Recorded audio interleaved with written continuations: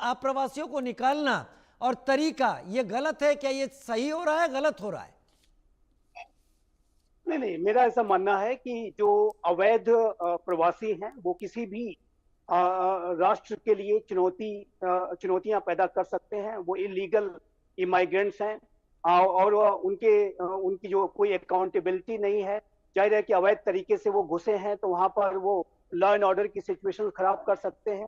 और United states of America में जो अनेक ऐसे क्रिमिनल गैंग्स वहां पर ऑपरेट करते हैं, अनेक जो वहां पर आपराधिक घटनाएं हैं, उसमें ये जो अवैध प्रवासी उसके लिए जिम्मेदार रहे हैं।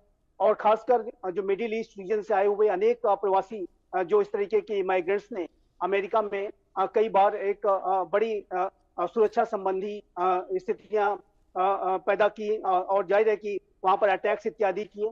तो ये मेरा ऐसा मानना है कि इलीगल इमाइग्रेशन किसी भी राष्ट्र के लिए एक चुनौती है और उसका मुकाबला किया जाना चाहिए। और इलीगल इमाइग्रेंट्स को उनके मूल जो देश है वहां डिपोर्ट किया जाना चाहिए। लेकिन मैं ये अवश्य कहूंगा कि वो जो डिपोर्टेशन की जो प्रक्रिया है वो इस तरीके से की जाए कि जिससे कि ऐसे अहिंसक और ऐसे जो लोग जो कि सिर्फ वहां पर अपने काम धंधों के लिए गए हुए हैं, उनको एक सम्मानित तरीके से उनके देश वापस भेज दिया जाए।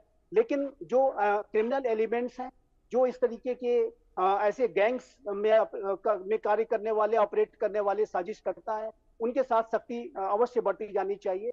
और अमेरिका के राष्ट्रपति डोनाल्ड ट्रंप जो कि मेक अमेरिका ग्रेट अगेन की बातें करते हैं, और अमेरिका में जाहिर है कि वो प्रखर राष्ट्रवादी हैं, और वो अमेरिका के जो नेटिव्स हैं उनके अधिकारों को सुरक्षित रखने की भी बात करते हैं। तो ऐसे में मेरा ऐसा मानना है कि इलीगल इमाइग्रेशन के ऊपर लगाम लगाई जानी चाहिए और इलीगल इमाइग्रेंट्स को उनके मूल देशों में डिपोर्ट किया जाना चाहिए।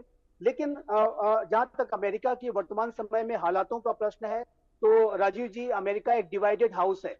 और अमेरिका में जो अनेक जो एक लिबरल विचारों का और एक जो कंजर्वेटिव विचारों के बीच में जबरदस्त टकराव रहता है। और जो लिबरल जो विचार रखने वाले जो लोग हैं उनके पीछे अमेरिका का डीप स्टेट भी खड़ा रहता है। इस बात को भी हमें नहीं भूलना चाहिए। जो लेफ्ट लिबरल इस्लामिक, जो एक कबाल, रेडिकल इस्लामिक कबाल जो अमेरिका में ऑपरेट करता है, जॉर्ज सोरोस एंड कंपनी, वो सारा इस तरीके के प्रदर्शनों के पीछे रहते हैं। इस बात को भी हम जानते हैं। और इसी वजह से मेरा ऐसा मानना है कि राष्ट्रपति डोनाल्ड ट्रंप का ये जो पूरा एक अभियान रहा है इलीगल इमाइग्रेशन के खिलाफ या डीप स्टेट एलिमेंट्स के खिलाफ, और ये बहुत दुर्भाग्यपूर्ण है कि डोज आगे नहीं बढ़ पा रहा है। इलान मस्क को इस्तीफा देना पड़ा। लेकिन जो उन्होंने एक डीप स्टेट के विरुद्ध एक बड़ा अभियान छेड़ने की बात कही थी, वो एक बड़े संकल्प थे।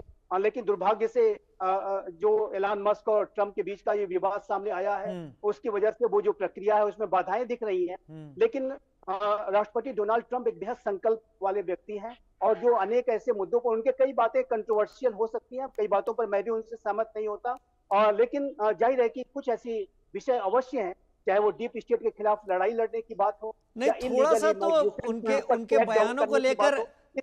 उनके बयानों को लेकर एक राय बनाने में दिक्कत जरूर होती है। आप राष्ट्रपति ट्रंप को थोड़ा सा उनको लीवरेज दे रहे हैं, लेकिन थोड़ा उनके बयानों को लेकर समझने में दिक्कत होती है वो क्या करने वाले हैं। लेकिन सुमित पीर, मुझे लगता है जॉर्ज सोरोस सारे प्रेसिडेंट या सारे स्टेट हेड से कहीं ज्यादा बिजी हैं। वो भारत के बगल में बांग्लादेश में भी बिजी है, भारत में भी बिजी है, और अमेरिका में भी बिजी है। देखिए राजीव भाई, जब आप एलए की बात करते हैं, यहाँ एक सीधी सी बात है। ट्रंप कहते हैं 21 मिलियन, यानी कि 2 करोड़ 10 लाख इलीगल लोग रहते हैं अमेरिका में, जिसमें से 70 से 80 हजार चाइना से आए, जो मिलिट्री बॉडीड है, मिलिट्री की एज के, मिलिट्री के काठी के, उनको इन्फिल्ट्रेट कराएगा under a plan. Border Democrats ने खोल दिया था। अब ये जो आपका लॉस एंजलिस आता है, ये आता है कैलिफोर्निया में। कैलिफोर्निया में डेमोक्रेट्स का सत्ता चलता है सर। कैलिफोर्निया 35% जीडीपी कंट्रीब्यूट करता है स्टेट का।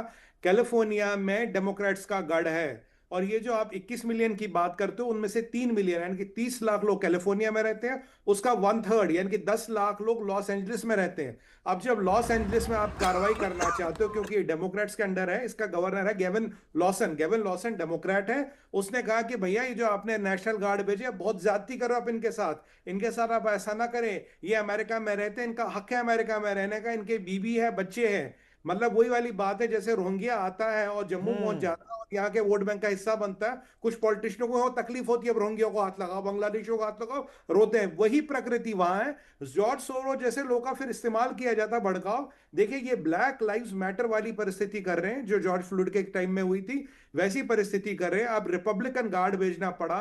सवाल ये है अगर ये इलीगल लोग हैं, इन्हें अपनी कंट्री वापस भेजा जा रहा है, तो डेमोक्रेट्स को तकलीफ क्यों हो रही है? और ये सारे प्रकरण डेमोक्रेट्स रन स्टेट में क्यों हो रहे? रिपब्लिकन रन स्टेट्स में तो कोई लफड़ा नहीं होता, डेमोक्रेट्स के यहाँ क्यों हो रहे? क्योंकि इन्हें लफड़ा करना है, शुरू कराना, फिर जॉर्ज सोरोस के पट्टे आएंगे, आग लगाएंगे, पुलिस की मारामारी होगी और फिर बोलेंगे देखो जी पुलिस ने क्या कर दिया, बहुत निर्दयी पुलिस है। अगर उसमें कोई घटना घट गई तो ब्लैक लाइव्स मैटर वाला एक नया मामला शुरू हो जाएगा, बहुत शानदार चलेगा। और ये जो इलीगल वोट बैंक है, ये जो इलीगल वोट बैंक है डेमोक्रेट्स का, ये बना रहेगा।